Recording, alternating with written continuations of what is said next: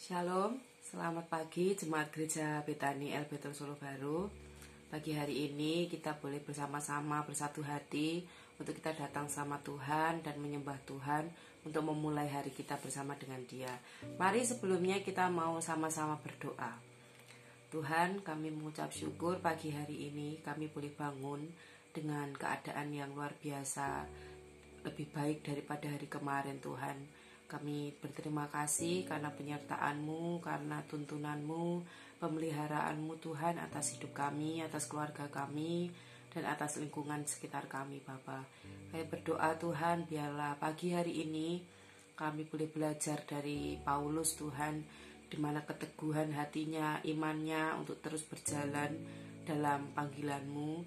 Biarlah kami boleh meneladani Paulus ini Tuhan, meskipun dia sedang mengalami masa-masa yang pada waktu itu dia diburu-buru oleh banyak orang, dia hendak dicelakai oleh banyak orang, tapi dengan caramu Engkau tetap menolong Paulus Tuhan. Tapi biarlah hari ini, pagi hari ini Tuhan, kami boleh meneladani Paulus ini Tuhan. Terima kasih.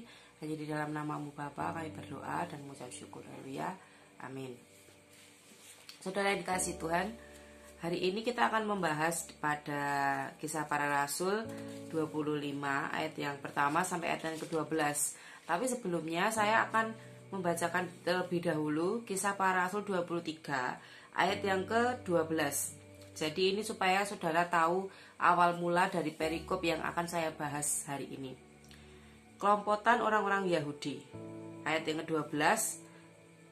Dan setelah hari siang, orang-orang Yahudi mengadakan kelompokan dan bersumpah dengan mengutuk diri bahwa mereka tidak akan makan atau minum sebelum mereka membunuh Paulus.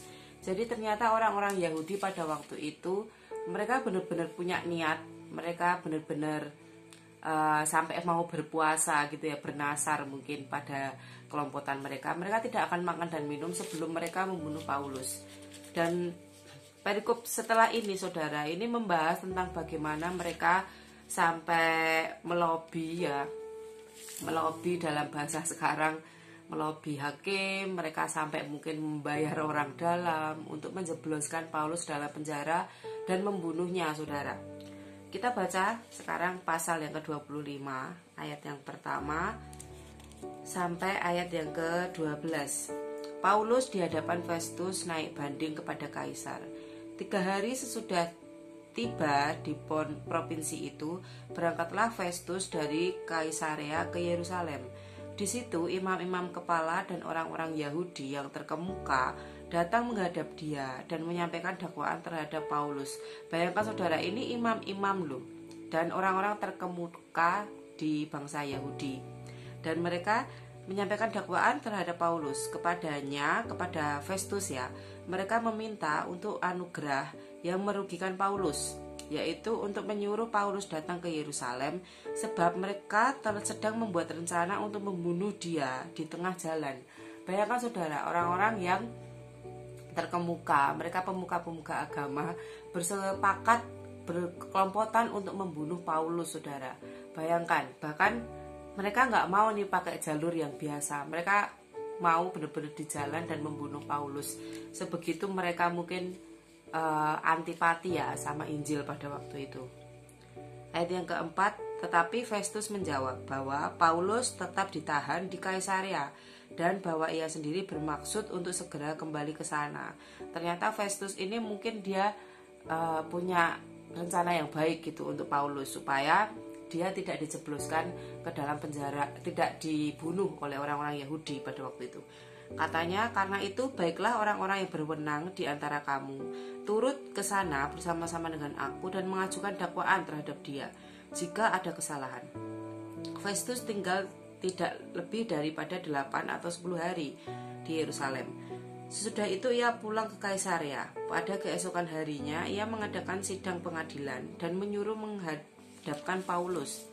Sesudah Paulus tiba di situ, semua orang Yahudi yang datang dari Yerusalem berdiri mengelilinginya dan mereka mengemukakan banyak tuduhan berat terhadap dia yang tidak dapat mereka buktikan. Ternyata Paulus ini hanya dituduh tapi tidak ada buktinya, saudara. Sebaliknya, Paulus membela diri, katanya.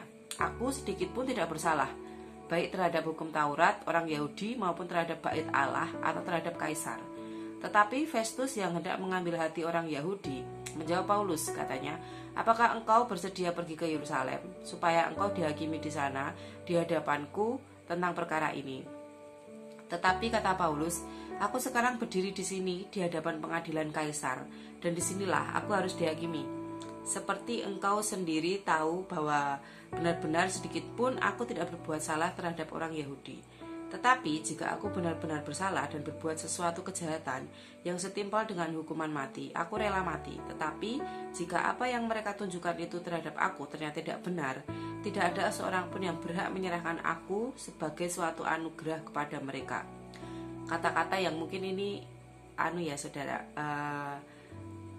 tidak biasa kita dengar. Ternyata pada waktu itu kalau mungkin ada penjahat yang dihukum mati, mereka itu disebut sebagai anugerah gitu, anugerah untuk masyarakat, karena yaitu diberikan pada masyarakat, terserah mau dibunuh atau diapakan, terserah sama masyarakat. Aku naik banding kepada kaisar. Paulus pada waktu itu dia naik banding kepada kaisar. Setelah berunding dengan anggota-anggota pengadilan, Festus menjawab, oke, engkau telah naik banding kepada kaisar, jadi engkau harus pergi menghadap kaisar. Singkat cerita, di sini Paulus tidak jadi melakukan perjalanan ke Yerusalem, dan dia akhirnya tidak jadi dibunuh oleh orang-orang Yahudi pada waktu itu, saudara. Dan di ayat-ayat berikutnya, di pasal-pasal berikutnya, ketika kalau saudara mempelajari ini ya, Paulus ini akhirnya dia menginjili Agripa, sang kaisar. Dia malah menginjili Agripa. Dan hari ini saudara, yang saya pelajari dari kisah Paulus ini, ketika dia dengan sepenuh imannya dia, dengan keteguhan imannya dia mengerjakan panggilan hidupnya. Tuhan menolong hidupnya gitu. Meskipun banyak orang yang mereka-rekakan, oh ini aku mau membunuh Paulus. Tapi ketika dia kan nggak tahu ya rencana itu, dia tidak tahu. Tapi dia di dalam hatinya mungkin berkata, aku harus menginjili kaisar, aku harus ngomong sama kaisar. Dan ternyata dengan pertolongan Tuhan, akhirnya Paulus bisa menginjili Agripa pada waktu itu ya, di perikop selanjutnya. Dan hari ini saudara, seperti Paulus, dia boleh dilepaskan dari celaka, dia boleh dilepaskan dari rencana yang buruk orang-orang di sekitarnya. Kita boleh belajar bahwa apapun yang terjadi dalam hidup kita, ketika kita berjalan, mungkin ada orang-orang yang mau mencelakai kita, tapi ketika kita memegang iman kita, ketika kita terus berjalan dalam panggilan, maka Tuhan yang akan menolong hidup kita.